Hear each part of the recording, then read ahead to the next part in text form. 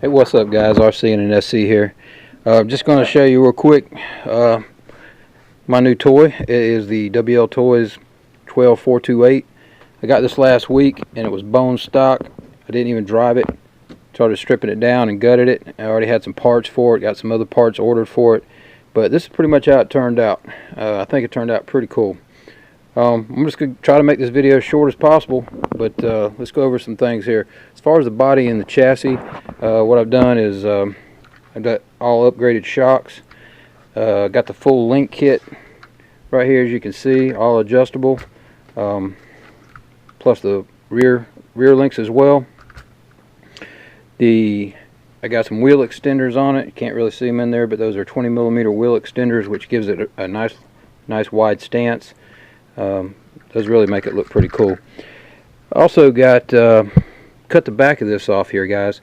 This did have a piece back here about this far, and it held the spare tire on here. I just cut that off, and that way I can back over something without that thing getting hung up. And the last thing I did to the as far as the roll cage is modify the back of this battery tray. So now a 3S battery just slides right in and out. So I don't even have to take the roll cage off of this to put a battery in and out of it, which with this big battery, that worked out pretty good. Let's see.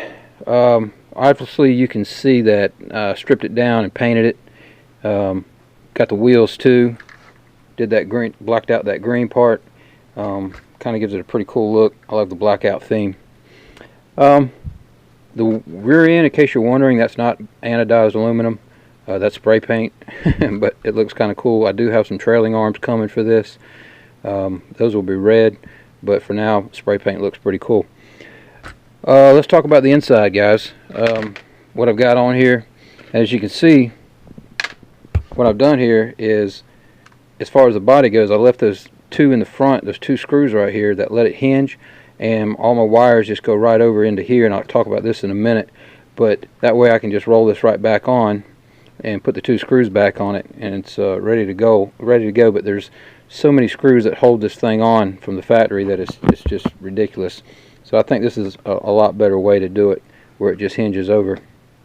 As far as the electronics goes, guys, I've got a 3650 4300 kV brushless motor on it, 60 amp ESC, running a FlySky 3-channel radio, 20 gram all metal servo, and down here I have a radio controlled switch for the lights, which I'll demonstrate in just a second. As far as the FPV goes, let's see, we'll just start here as it comes. We'll flip it back over. As you can see, guys, I got the Foxeer micro arrow camera on the front. I want to get this thing to focus, and it's sitting on a servo, and I will demonstrate that as well in just a second. That comes in, that all comes in right here. This servo is in a Y cable with the front steering servo, so when you turn the wheels one way or the other, it will turn the camera as well to be able to point the direction that you're turning. See, as we move forward here, this is a 5-volt regulator that runs the DVR, which is located on the top. There's really no other way to do it. I just wanted to get it up as high as possible and have it accessible. I can get the card right here, and the start-stop button is right there, so it's pretty accessible. Guys, I have conformal coated every one of these electronic parts, and plus I'll mention too, this FlySky receiver, they sell a waterproof one. All it is the same receiver that's been conformal coated. You can take this thing out, guys, take the board out, conformal coat it. Just don't get any of that on the actual pins, but everything else can be conformal coated, and that'll be waterproof. I've waterproofed this radio controlled switch. It's been conformal coated, heat shrink, and hot glue on each end. Anything you heat shrink, I recommend to go ahead and seal the ends up with some hot glue as well, just like you can see that one right there, the 5-volt regulator. It's encased in hot glue, heat shrink, and conformal coating. The only other thing was the DVR. I couldn't really seal the ends up because obviously the card and the switch, but it is conformal coated as well. Be sure not to get too close to where the SD card goes in, or else you may have some problems with that card even working. So that's the only concern, but it's up as high as it can go, so hopefully I don't completely submerge it. Let's see where we're at.